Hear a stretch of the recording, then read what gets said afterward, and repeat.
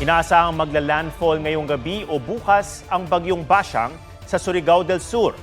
May report si James Paulo Yap ng GMA Regional TV. Winasak ng malakas na alon ang ilang bahay sa dalampasigan ng Caguait, Surigao del Sur. Kagabi pa raw ramdam ng mga residente ang malakas na ulan dulot ng bagyong Basyang. Pansamantala silang nananatili sa evacuation center.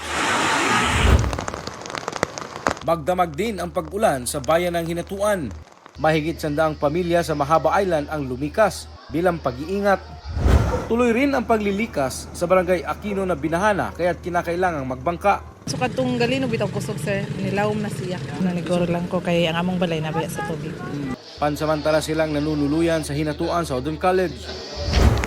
Nagtulungan naman ang mga mangingisda na itaas ang kanilang bangka matapos silang pagbawal ang pumalaot. Kailangan makinig sa advice ng LGU at sa lahat ng mga mangingisda, please, I issued my memo, huwag muna kayong pumalaot, baka madisgrasya.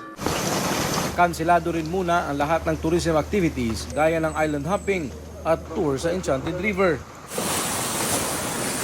Bawal din pumalaot sa Buston, Davao Oriental.